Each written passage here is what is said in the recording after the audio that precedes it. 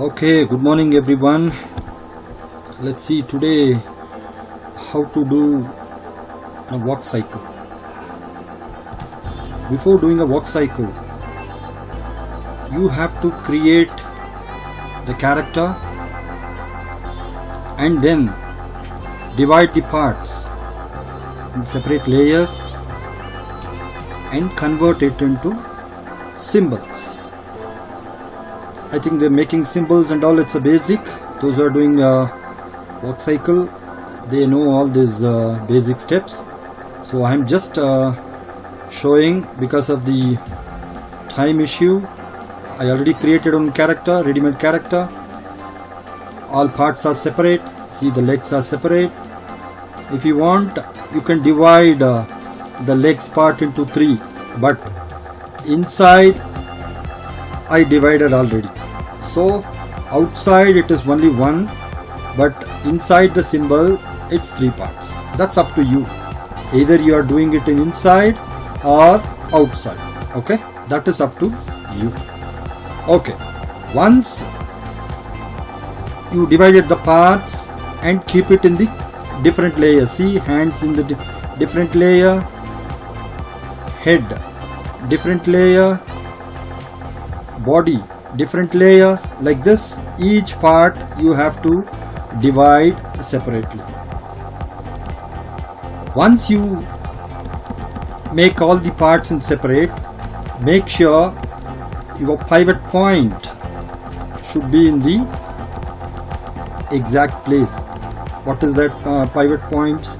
Let's see, I'll show you now. Before start animating, see, you already separated the hand. Okay, when you click this tool, you can see the joint, the pivot point is with the shoulder because hand is connected with the shoulder. What about body? Body is connected with the hip. What about legs? Legs are connected with the hip. So you have to make sure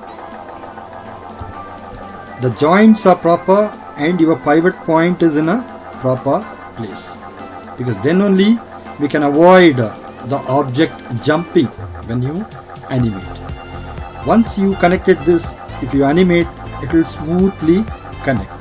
Okay, clear? Okay, now it's almost in a kind of straight walk. So normally when you do animation, side walk, it's very easy. Even the little bit of 1/3 walk, that is also very easy. But when you do the walk cycle, front walk cycle, and almost front pose like this, you have to very careful about perspective. That means, see here, I have drawn the ground. Here it is small, here it is, the gap is big, because the walking is like this way. So that means the perspective should be proper. When the leg comes forward, automatically this area will become bigger. When the legs goes behind, then automatically it should be smaller. Okay, see, once you assemble the objects and you are setting up with the proper pivot point and you fixed everything properly, you created a starting pose. So this is my first pose. When you animate cartoonic, you are giving some kind of exaggeration, but it's a kind of a decent walk. I followed the normal anatomy or realistic characters, so I want a limited walk cycle. Okay, so I don't want to do more exaggeration like cartoons. Fine. Okay, now let's see. So this is my first pose. You all know what is the basic walk poses, right? You have to follow that process. See, this is my first pose. If you want, you can move here and there, that's up to you. Okay, the legs placement, everything you can change it based on the okay. If you want a little extra hand, you can change it, this hand behind. Okay, so that's up to you. Once you done, you created a first pose, automatically you need a second key. What is the second key? Automatically this is in a walk cycle, it is walking in one place, so that means the next keyframe this leg will go back, this leg will come forward. See, now this leg, from this to this, when you open an onion skin, right, onion skin for this character, you can see here, when I zoom in, you can see this is the previous hand position, this is the previous hand position. So I am moving this hand from, if I close everything, it will be visible. See, now you can see, so this is the previous hand, this is current hand. So I am doing the movement. Wherever you want, you can move.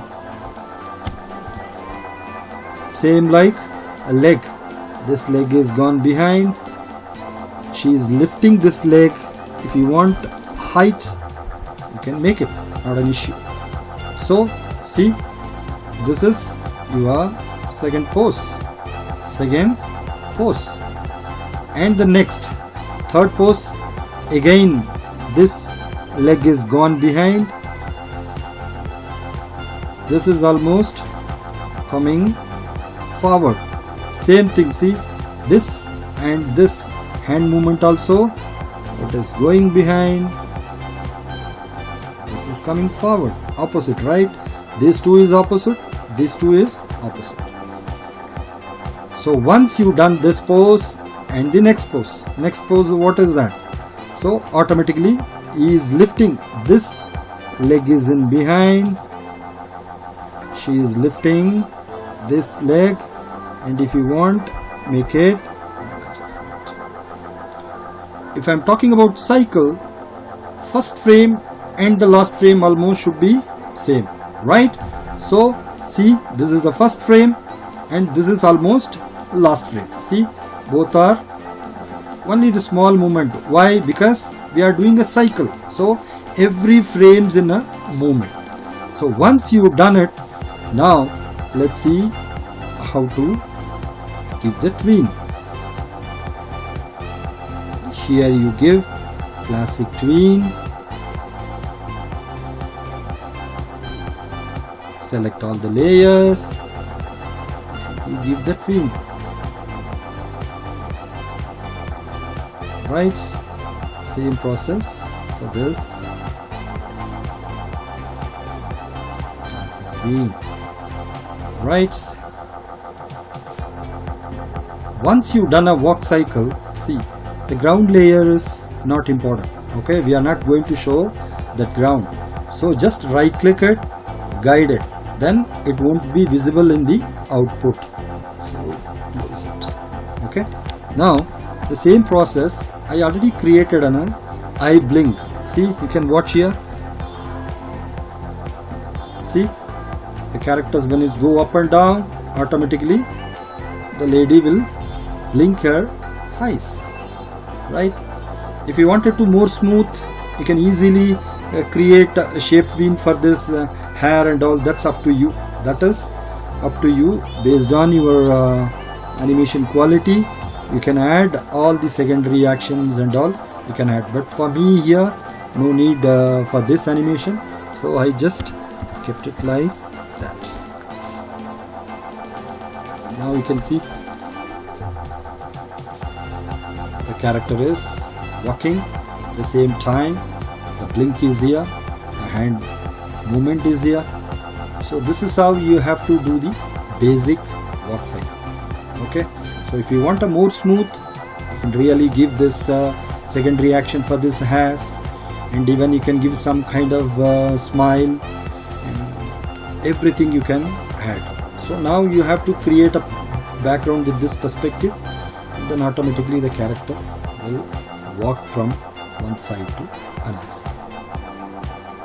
I hope you have understood how to do the walk cycle. Thanks for watching. Thanks a lot.